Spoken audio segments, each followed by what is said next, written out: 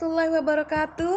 Selamat datang di kanal YouTube Mas Dosen Production, media informasi bagi dosen dan mahasiswa di seluruh Indonesia yang akan mengupas tuntas topik seputar Tridharma Perguruan Tinggi dan dinamika kehidupan kampus.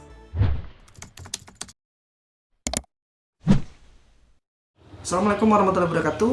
Jumpa lagi di Mas Dosen Production Channel. Kali ini Mas Dosen akan menjelaskan tentang perbedaan prosiding nasional dan prosiding internasional. Karena sekarang ini dengan adanya tuntutan BKD, dosen-dosen dalam melakukan Tridharma, khususnya dalam penelitian, itu diwajibkan untuk membuat luaran baik berupa publikasi atau hasil penelitian yang dipublikasikan di jurnal maupun yang didiseminasikan di seminar-seminar nasional maupun internasional. Luarannya biasanya kalau kita mendiseminasikan hasil penelitian kita di seminar nasional dan internasional itu adalah berupa proceeding nasional dan proceeding internasional. Mengapa materi ini Mas Dosen angkat? Karena menurut pengalaman Mas Dosen masih banyak rekan-rekan dosen yang belum paham mana sih yang termasuk proceeding nasional maupun mana sih yang termasuk proceeding internasional, dan apa kriteria penyelenggara yang bisa kita kategorikan ini masuk dalam kriteria memenuhi syarat proceeding internasional dan ini masuk dalam kriteria proceeding nasional, ya. Dan Mas Dosen menjelaskan ini berdasarkan dari pedoman operasional perhitungan angka kredit yang terupdate, ya, yang terbaru. Jadi di sini Mas Dosen akan coba jelaskan apa sih proceeding nasional itu, apa sih proceeding internasional ini, itu supaya nanti rekan-rekan dosen sekalian tidak salah dalam misalnya menentukan seminar apa yang akan kita ikuti dengan target luaran yang sesuai dengan apa yang kita janjikan misalnya dalam waktu kita menyusun proposal. Oke, kita mulai dari proceeding nasional. Sebuah proceeding nasional itu akan diakui menjadi luaran proceeding yang bisa dihitung angka kreditnya untuk kenaikan pangkat itu apabila seminar nasional yang menyelenggarakan kegiatan akademik tersebut merupakan diselenggarakan oleh asosiasi profesi atau perguruan tinggi atau lembaga ilmiah bereputasi, ya. Untuk jelasnya Bapak Ibu kita perhatikan tabel di berikut ini. Yang pertama, kriteria penyelenggaraan seminar nasional. Yang pertama, diselenggarakan oleh asosiasi profesi atau perguruan tinggi atau lembaga ilmiah bereputasi. Yang kedua, steering committee atau panitia pengarah terdiri dari para pakar di bidang di mana seminar nasional itu mempunyai tema atau topik scope dari seminar yang diselenggarakan. Kemudian bahasa pengantar yang digunakan adalah bahasa Indonesia. Selanjutnya, pemakalah dan peserta berasal dari berbagai perguruan tinggi, lembaga ilmiah dalam lingkup nasional. Itu adalah kriteria penyelenggara seminar nasional yang menghasilkan misalnya luarannya berupa proceeding nasional, Bapak Ibu. Selanjutnya, bagaimana sebuah hasil penelitian kita itu diakui sebagai luaran penelitian dalam bentuk proceeding internasional. Tentunya kita lihat juga dari penyelenggara seminarnya. Baik Bapak Ibu, kita lanjutkan, kita lihat tabel berikutnya bagaimana kriteria penyelenggara seminar internasional. Yang pertama, seminar internasional diselenggarakan oleh asosiasi profesi atau perguruan tinggi atau lembaga ilmiah bereputasi. Kemudian steering committee-nya, panitia pengarahnya terdiri dari beberapa pakar yang berasal dari berbagai negara. Ya, jadi Bapak Ibu jangan mudah dalam kita mengikuti seminar internasional kita harus hati-hati panitianya siapa, steering committee-nya siapa. Kadang-kadang ada klaim ini seminar internasional tapi panitianya panitia lokal dari Indonesia saja.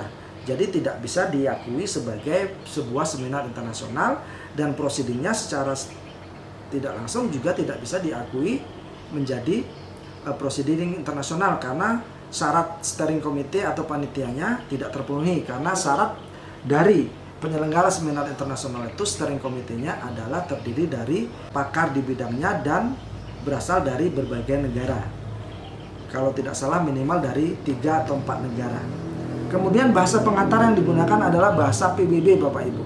Jadi bahasa proceeding internasional yang diakui oleh PO Pakdikti adalah bahasa Arab, bahasa Inggris, Prancis, Rusia, Spanyol, dan Tiongkok. Kalau misalnya ada proceeding internasional tapi berbahasa Indonesia, itu berarti tidak memenuhi kriteria dan tidak dianggap sebagai proceeding internasional, Bapak Ibu.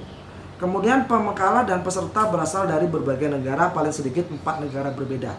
Jadi sebuah seminar internasional yang akan menghasilkan proceeding internasional, Bapak Ibu, itu harus terdiri dari pesertanya berasal dari berbagai negara dan juga pemakalanya juga terdiri dari berbagai negara. Minimal disebutkan terdiri dari minimal 4 negara, dari 4 negara yang berbeda. Kemudian, dalam tabel berikutnya Bapak Ibu bisa perhatikan proceeding seminar nasional memenuhi kriteria syarat sebagai berikut. Memuat makalah secara lengkap, ditulis dalam bahasa Indonesia, penulis paling sedikit berasal dari 4 institusi. Jadi Bapak Ibu untuk seminar nasional juga, kalau hanya pesertanya terdiri dari 1 perguruan tinggi saja, itu belum bisa dikatakan seminar nasional.